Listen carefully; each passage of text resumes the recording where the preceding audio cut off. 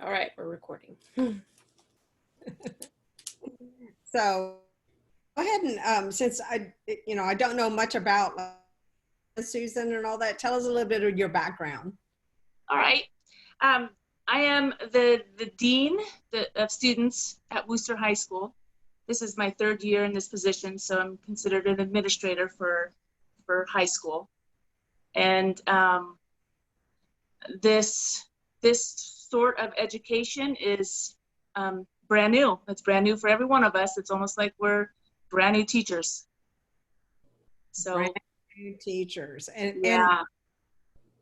the the knowledge about tech, right? Like it's so different for everyone. And I'm not just talking about the teachers, I'm talking about the students. How do you I mean the learning curve of that. Okay. Mm-hmm. We in our organization, right, with 60 leaders and spending 4 to 5 hours on Zoom for the most part. I mean, I have calls I have to do after this, but it's like this huge learning curve, and every company is dealing with this, and schools are, but I think schools have a unique challenge because I'm not doing Zooms with distracted teenagers. So but what I learned from some of my college professors is that they required the students to be on video. And we actually took that one little tip and said, you know what? We need to do that too, because so I'm sure you have like a lot of just experience in doing a little bit about what that's been like. Yeah, so last spring when we went distance learning,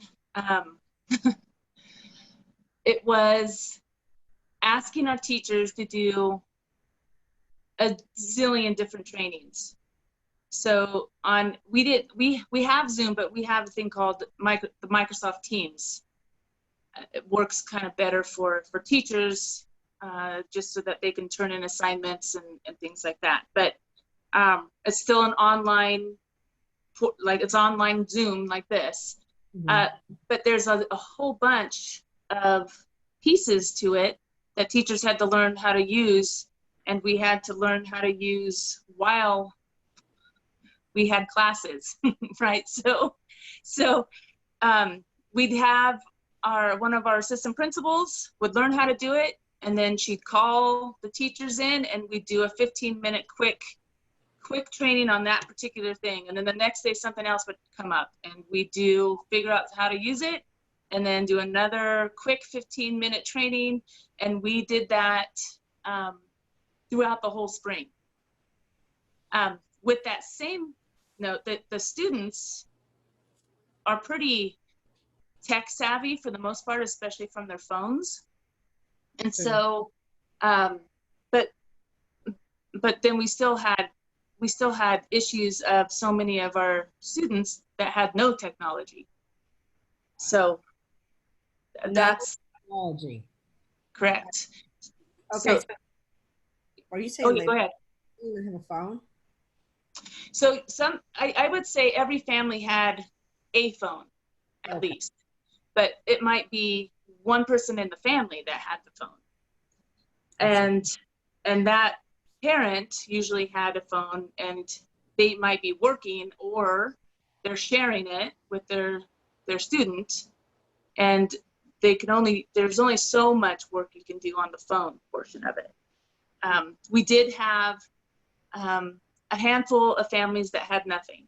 They had no internet connection.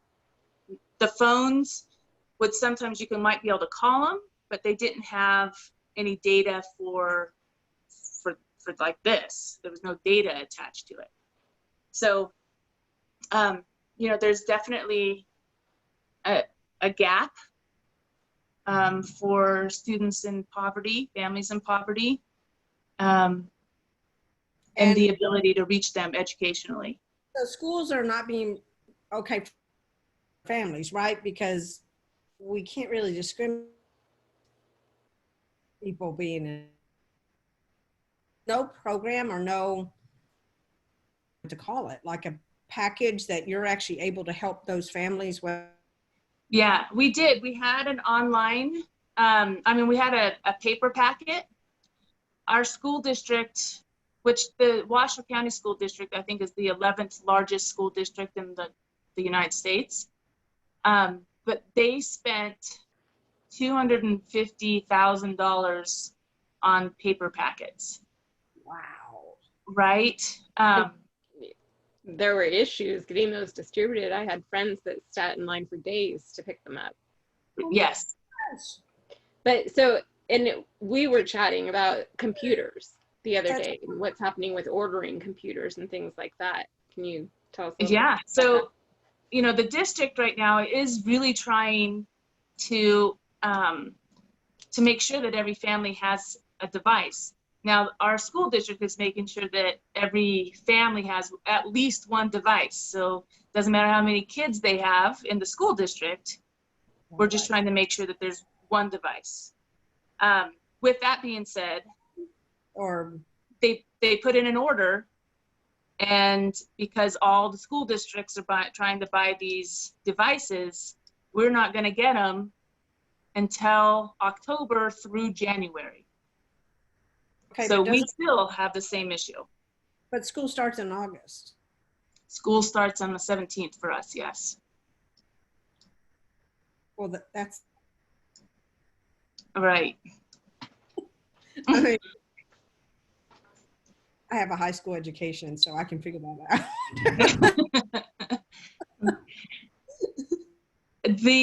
I think there has been a lot of families that have made it a priority to get a laptop or device because of the problems we had last spring.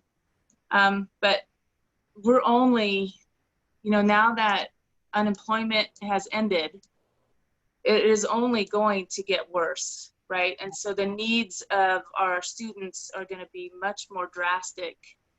And so, you know, it's going to be compounded for sure. And help me understand the master's in education. She was a teacher for years now. She's a librarian at a elementary school, and then my niece is a 4th grade teacher. So I don't know how different it is from high school, but the tools that you must have for educators, they wouldn't be able to do their online college guide here. So if the internet,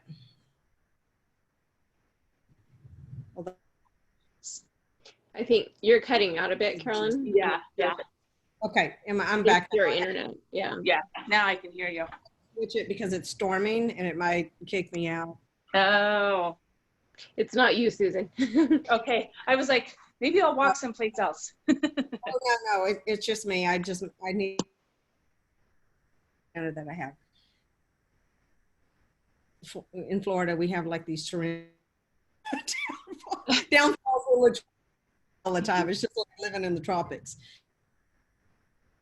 That whole disconnect that you don't have who, and I'm just naive, right? So I'm just asking questions because I don't understand, but whose responsibility is it to make sure these students, is that who? Is that public funding? Is that, what is that? Well, up until spring, that nobody really brought up that inequity of technology equity, right? Nobody brought that up until spring when it was dire. I think around the country, you see school districts taking that as their responsibility to provide as many devices to the students as they could. So I would say, yes, the school district that is becoming their responsibility. I think that the community does try and help. There's many of our like charter have said, hey, we'll provide internet for free for this amount of months, but it was taking 6 weeks or longer for them to come into the home to get that done. And so like our school district ordered, I think, 3,000 hotspots for areas that, right? And these hotspots are at they're for the buses. So the bus will come and just sit in a particular neighborhood, and the kids can come in and use the hotspot on the bus. So it's like trying to stop the holes from, it's just, it's not going to end unless we can make sure that every student has a device and internet connection. And is that state funded? There is no state funding for that. It's the school district using funds, taking from this and using it for that.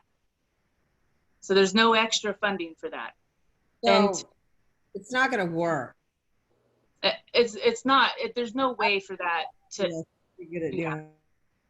There's no way for it to happen with 100%. This is what is talking to the people who are on the front lines is what I. But you're in front. Oops.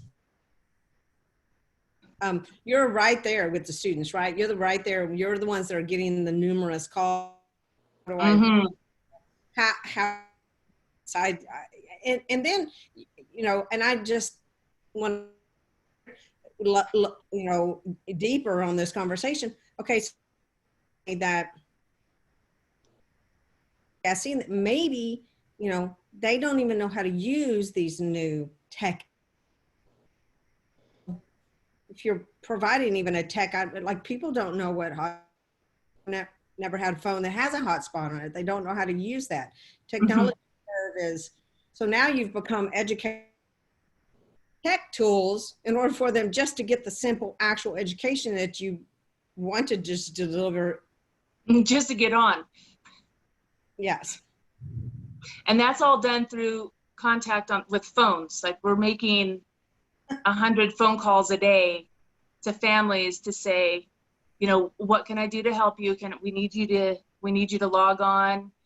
Here's how you do this.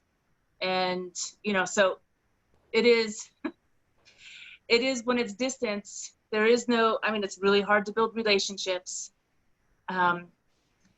which means that for these struggling students, it's really hard to engage them if we can't build those relationships. I have stronger relationships with parents over the phone because I'm contacting parents more often, but I'm not getting those relationships with the students. Have you guys had to increase staff? We can't. So in every state, education funding is, it's always tied to, like in Nevada, it's tied to tourism for, you get so much money per stay in a hotel. So when we get these economic crises that education loses out every time. So we and state of Nevada, I think, are at a 2.1 billion deficit for education. And it's like that in every state, and it's not being filled in. So right now, there's no extra money coming for the safety measures that we need to put in place. And let me tell you, if I could walk you through my school right now, how expensive that is. It is expensive. And so we are buying out of general funds for each school all of these extra pieces so that our teachers and students feel safe. And there's no money. The state is not giving us any money. The federal government is not giving us extra money. There was some of the money that came from the CARE Act that filled in the state for the state's education portion. But that really has not trickled down to the school. So I should talk to you a little bit about what our school looks like, right? Because our teachers came back for the first day today, and they have to completely clean out their room. They get a 10 by 10 area for their desk. And then everything else in the whole classroom is out. There's nothing else in the classroom except for desks 6 feet apart. So there's no bookcases, there's no tables, there's no lamps. It is completely cleared out because we have to have the space to fit those students in the classroom at a 6 foot distance apart. Where did you put? What was that? Where did you put all the furniture? We're using one of our gyms. It's completely stuffed full. See a picture of that. Oh, it is crazy. And so all of our hallways are one way only. So there's just a flow. So the students will have to walk only one direction only. If they have a class down a different hallway, they have to come all the way around into, like there's no passing side by side. Obviously they'll be wearing a mask 100% of the time, but before they walk into a classroom, there'll be hand sanitizer. There'll be a laptop on their desk, but there's going to be a plastic shield over the keyboard. And between every single class, the teacher has a 5-minute long cleaning routine. They have to spray everything down, let it sit for 5 minutes, wipe it back up before the next kids can get back in. We will have 3 different lunches. And within that lunch, there'll be 4 different areas where the students can sit because we can only put 50 kids in one little area. So there's no socializing. They can go to the bathroom, but only one person in the bathroom at a time. So we have to have somebody watching the bathrooms. It's sort of like a lockdown jail for kids. Wow. So it's kind of sad in that sense because, but I can honestly tell you that I think our teachers and our students are much safer in our school right now than out wandering their neighborhoods or going to the stores and the malls, because here there's no way really for them. We've made it kind of impossible for anything to happen. But we can't control when they leave campus. So once they leave campus, anything can happen. So if someone's parent is COVID positive, yes. Now what happens? So now that child is 14 days in quarantine. Out of class. They can do distance learning at that time. And, the fear for us is if a teacher tests positive, that's, how many kids that had that teacher, so is at that point the school shut down, right? It's not going to take much before we're going distance learning.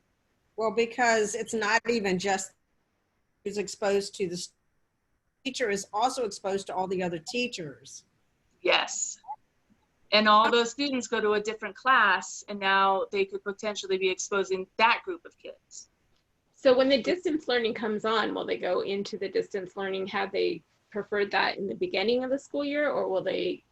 Yeah, so we have sort of 2 different distance learning models. If they have chosen distance learning right now, because our families can choose distance learning, we have a credit online platform that they will use. We just monitor how far they're getting onto that class using that platform. If they start the school year with us, then that teacher will be teaching them streaming from their classroom. They'll have classes that way for distance learning. But that also entails that a student has to be able to get onto a device at that right time during the day. And if there's no device, then how do we do the packets again? If there's only one device per family, that means every kid, it needs to be able to get online with their teacher, and there's only one device. And so it just ends up being where it's the same students every time that get a larger and larger gap in achievement. It's those same students that we hit that don't have the same equity in internet and device. That's right. Even, well, it sounds like to me, and even like with my daughter, she has a computer. She has internet. Mm-hmm. Absolutely cannot stand these long. My kid either. You know, I can't either. I mean, I learn new things all the time doing this business, this nonprofit business, and just can't stay on. I mean, my butt hurt. Well, sitting for so long, it's like I have to keep getting up, but it's the mental, right? Like, we're adults. We pushed ourselves. These are young people, and they're distracted anyway. They're all right, and there's nobody to push them to be engaged, right? And it is there are some kids that thrive on just being able to do this, but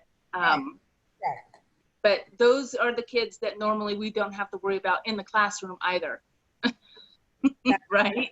Has anyone at your school, teacher or student, I guess, or parent, anybody been diagnosed that you know of? Yeah. So far we don't have any of our students in school yet, but we've been making phone calls to all of our families, and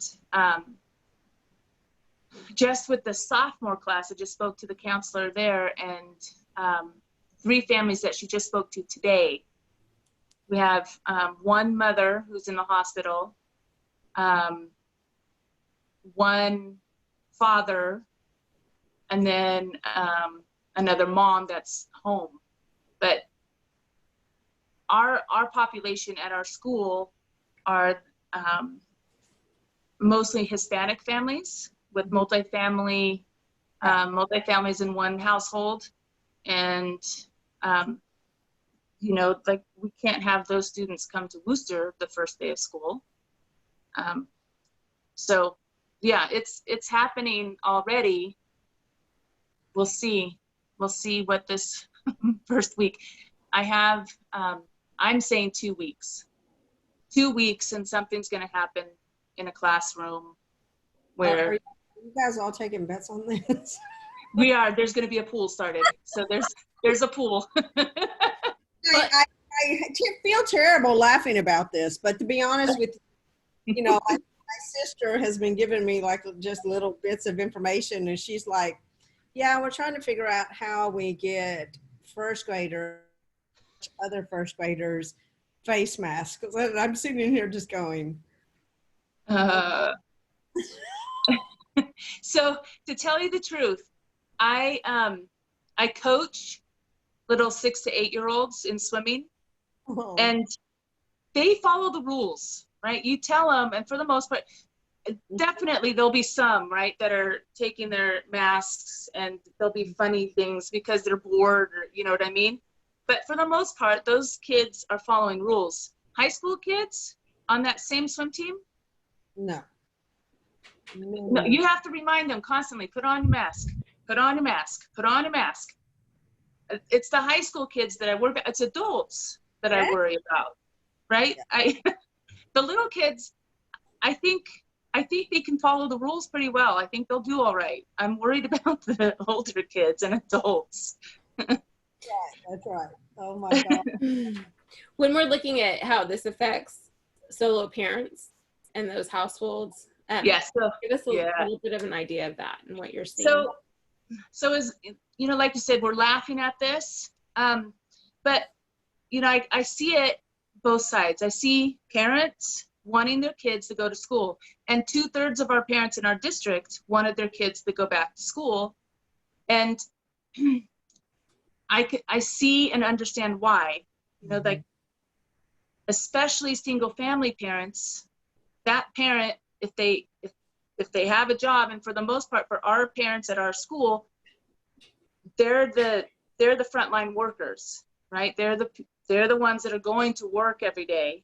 And if they have to stay home with their children, then it's usually the mom, and they're the ones losing their career, right? They're the ones that are taking the hit financially and career-wise to be able to stay home with their kids. Many of our parents will still go to work. It's going to be their kids babysitting their siblings. That's right. And so those older kids end up missing out on their school to watch their siblings. But even if there's a two-parent family, it's almost always the female that stays home. And so again, in these kind of crises, we have the female taking the brunt and the hit of being able to move forward in a career. And so, you know, I see and understand that this is a no-win for families. Yeah. I mean, there's, you know, I want to back my teachers 100%. And certainly my son can stay home from school and be fine on his own, but he's 16, right? I don't have little kids and I don't have the ability to spend $1,200 to get them into a little education pod to get their work in it while I go to work. So the females are taking the hit and the brunt of this in a bad way. And just like never before. I mean, when you know, Gina was, how old were you how old was Matthew when you became widowed? 11. So my daughters were 2 and 4.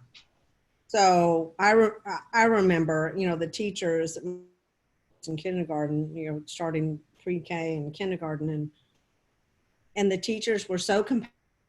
You know, one of the teachers would take my daughters for a weekend. It was kids. I think you said my kids are a mother's number one, right? And here we are, situation that really they're between a rock and a hard place. Mm-hmm. It's like, which do you know, which is, I honestly don't know what I would be doing, because I, as a solo mother who had an interior design to travel, and, you know, I used people and nannies, but I also had a career that could afford, like, you know, I would have been able to afford that little pod that you were saying, but not right. Not always. There were many years when I was raising my daughters I wouldn't have been able to afford that. So my heart just breaks, because we're only talking to one school. Mm-hmm. One administrator of one school here. And I think that's what's so harrowing, is like everyone is doing the best that they possibly can. Yes. Sometimes the best that you possibly can just isn't working in this environment, like you said, and shift gears. And then we don't have these tools. We don't have these for these kids. They're not coming somewhere in between, you know, October. That's 2 months away. So, well, and if it's January, you've missed the entire semester.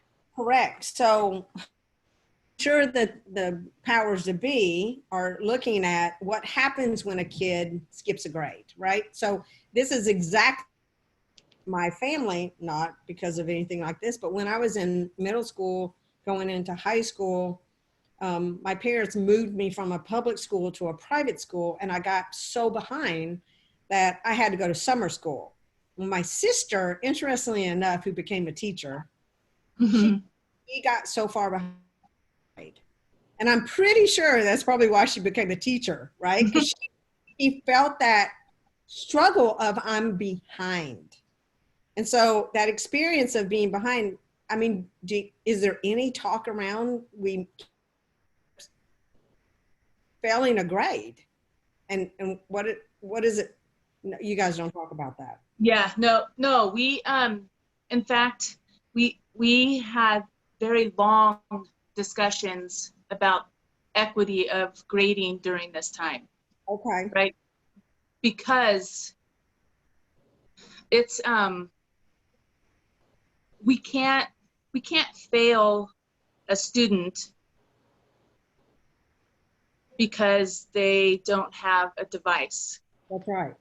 right? So we can't, last semester, we couldn't tell whether anybody was getting new information. We chose as a district to not really provide new information, just to hold on to what we were, just to hold on to what we had. Mm-hmm. And so we can't choose to fail a student because there's no device or there's no engagement in their learning. Mm-hmm. And so we chose to not fail any student last semester. Now, is Right. that's governed by you guys, like you? As We had the backing from the district, but our school itself decided if a teacher was really bent on failing a student, there had to be a history of daily contact with the student, that there was a plan put forth that that student agreed with, that if they did this, and this, they could pass the class. So we had very, very few failures. Okay. With that said, they also passed the class that they didn't know the information for. So they didn't have the knowledge of Algebra 1 in order to actually pass the class. So this semester was supposed to be us intervening for all of these students to make sure that in their regular classes, they were moving forward at speed, and then we were backfilling that information with what they missed. Mm-hmm. So now the really hard part about education right now is we are not going to have that opportunity now to backfill what they missed last semester. And especially if we end up going distance learning, it is still moving forward, but we are still going to be missing now with some kids 2 semesters worth of learning. And how do we get that back? We might be able to get through the grading part process, but how do we backfill the knowledge that they've missed? And because classes stack on top of classes when you're in high school, right? Exactly. I mean, yes. That's the most critical time. I mean, some of these kids are doing,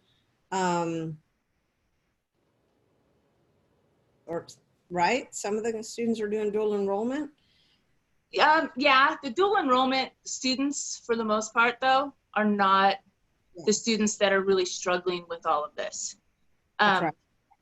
So it's like in the spring, it was sort of cross that bridge when we get to it, and now you're saying, where's the bridge? Because I'm sure it was a summer for teachers, because I know how my sister is, and she's like, woo, going to the houseboat, but it's kind of kick back and relax when you had a spring like that, and you don't. My sister probably a couple years because she's been doing it for a long time, but it's just like she's never, they really have not told her what she needs to do as a librarian because yeah, I mean, these little reading groups, what do you do? I really feel it's honestly, it's a topic, this topic is very much talked about in my own family because literally the other day I was like, how did we get to here? Like one sister's a teacher, my other one runs a hotel and a bar in New Orleans, and both of them are upside down. And then I, am a nonprofit for are like busy, because of widowhood. And it's just, it feels so,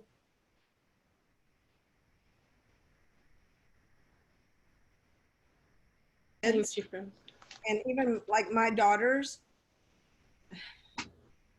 So some kids are so resilient, right? Like parents know what's a large scale of this loss of education, loss of a job, loss of kids. They don't have the full picture, really understand how serious all Right. their life. And in some ways, it's probably, almost serious. That's why you're going to have problems with the math. That's why you're going to have, issues with getting them to complete the work because, they're used to going to football games and they're used to, going on dates and sport, all these things that go on in a high school. And none of that's, there's nothing Seeing people in the halls, but about, that, No, they're 6 feet apart in the hallways and they're only going one direction. okay, so this your door, you got to go all the way down and come back around, then come back around.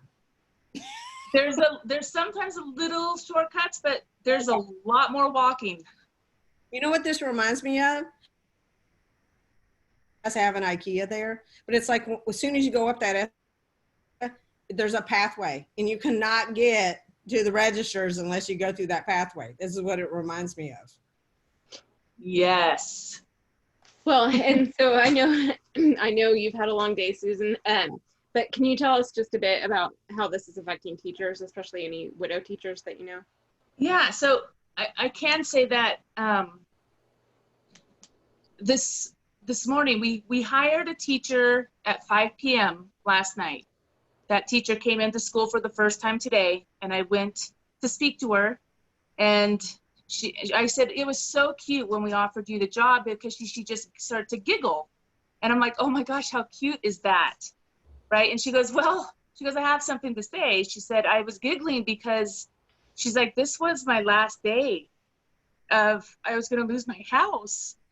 She lost her husband 2 years ago, and she couldn't find her teaching job. And so she's been trying and trying. She got the job last night, and she goes, I just couldn't believe it. I started to giggle, right? Like I finally did it, and I'm not going to lose my house. So teaching, like she certainly wants to come back to teach, because for her it's life-saving. But on the other hand, we have a teacher that has all kinds of health issues, and she can't necessarily afford to not teach for a year, but she pretty much knows that if she catches COVID, she's going to die. And I think parents, like especially our females, are worried about their kids because their kids have been isolated for so long. This particular teacher's child tried to commit suicide, and there's so much that our teachers don't feel safe. It is, it's one of those things that for teaching, the economy needs teachers and there's kids that come back to school so things can keep moving forward. But it's not necessarily the job of a teacher to keep the economy going, right? And I think it's falling on teachers' shoulders to do that, to put themselves out at risk so that parents can go back to work. And I understand that part. I understand that we need to get kids back into school and social situations. But I think it needs to be switched, right? There needs to be the public and the public jobs, businesses that have to be flexible for their kids. That's right. Or for their employees, right? It has to be that the businesses say, look, I'm going to have you work from home, or I'm going to work flexible hours so that you can do this, so that the business can stay open, but parents can be home with their kids. And so we don't end up having this huge outbreak of COVID within the school within the first 2 weeks, right? I think it's split. It's on the shoulders of teachers and schools, and that shouldn't be we shouldn't have that responsibility. I know, you know, when Chad and I own employees, a lot of the moms, you know, a lot of our designers were moms, and just, you know, Yeah. I remember there were a couple of times when some of our moms just, they had family issues, problems with their kids, especially. And I remember Chad and I said, you know, and what we saw over time were people were so dedicated to our business, and we worked out whatever the issues were, missing that person, no matter what. Yes. Responsibility with them. Okay. And I remember one night Chad said, you know, it's interesting, broken, because he's like, I just want to get just a big family now here at our business. One lady, he said, you know, who was had gotten pneumonia, and times is hard. And Chad, that, and I just thought, you know, our design firm is the one that everybody wants to come and work at, because we're the compatible. Like, we know family first, and when families are taken care of, they bring that into the workplace. But when they aren't, Yeah. when you're supported place, and you can't do what you need to for your family. You're exactly right.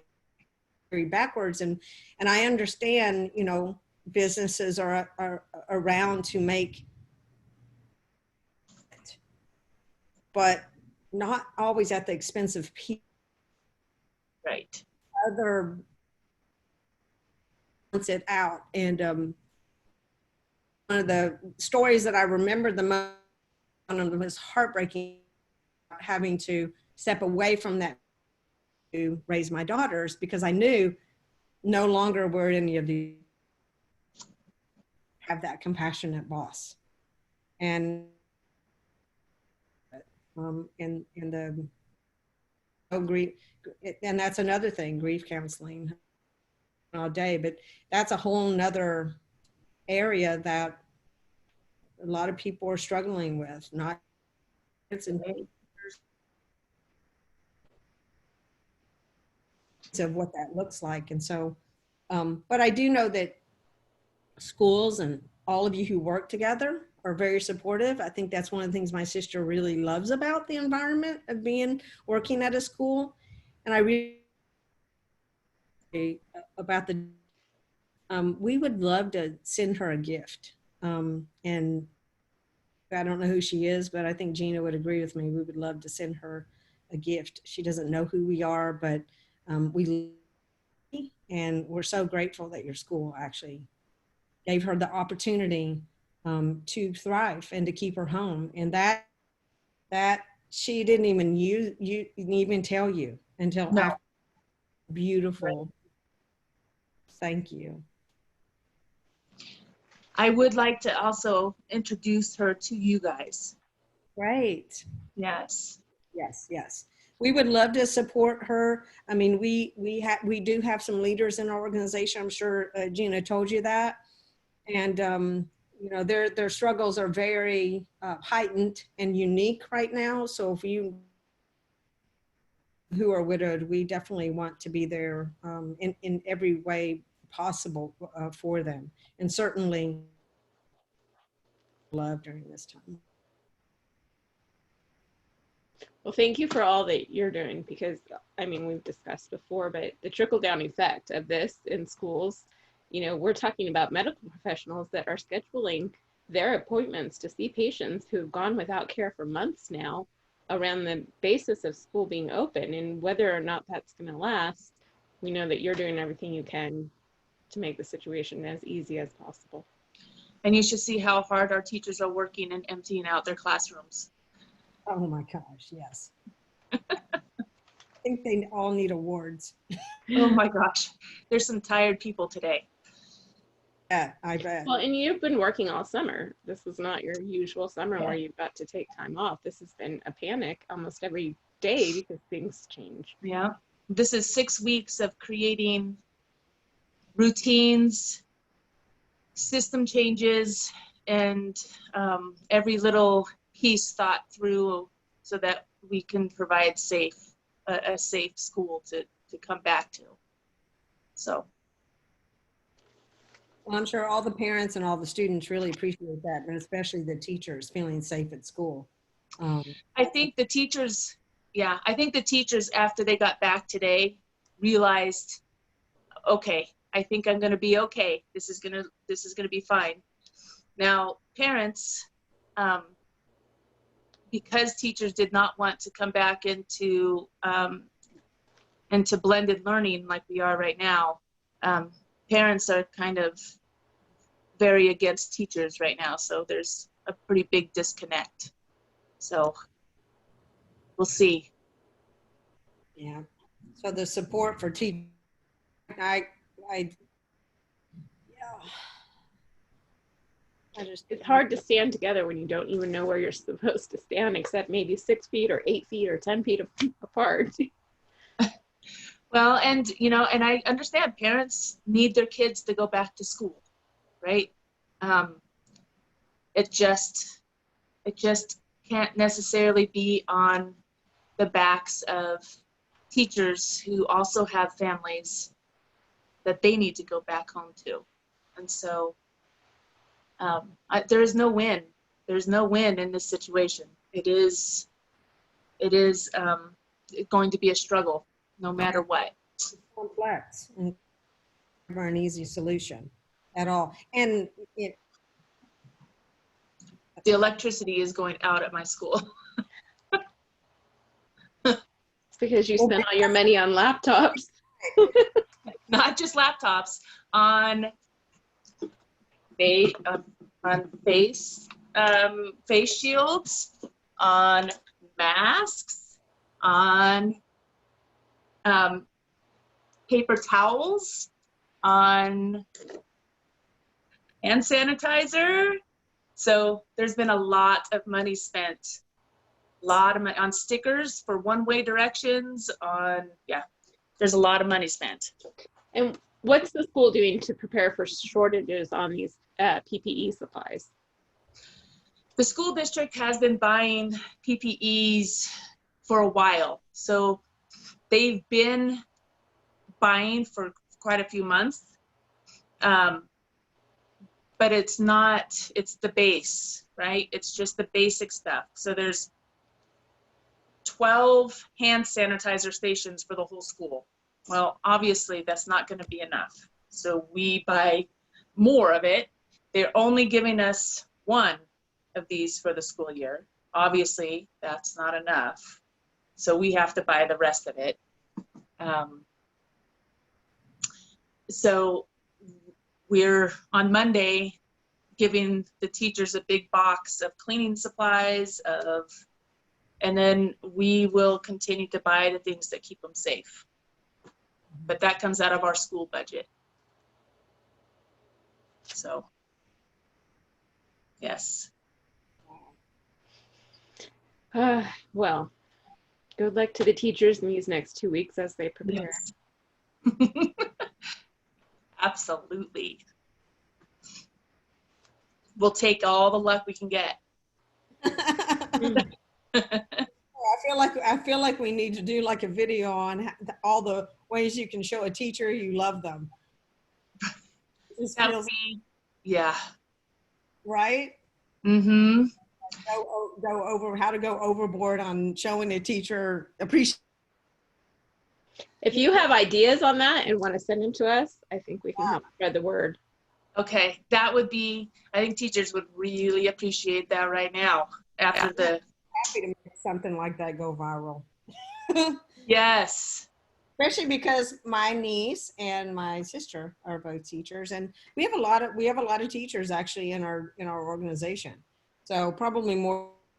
We've been trying to figure out who they are. But seeing now, you just introduced. Yes. It's all organic. It's us caring about having these interviews, right? It's just it's so important to have these conversations to be able to share them. So I look forward to. What's the teacher's name? Her name is Sylvia, and I'm trying to remember her last name. Don't say her last. Okay. We don't do last names on MWC. So Perfect. Sylvia. Sylvia, nice. I look forward to meeting her. I'll get information from Gina and what information to provide for her too. Okay, awesome. Do you have anything else, Gina? No, just thank you.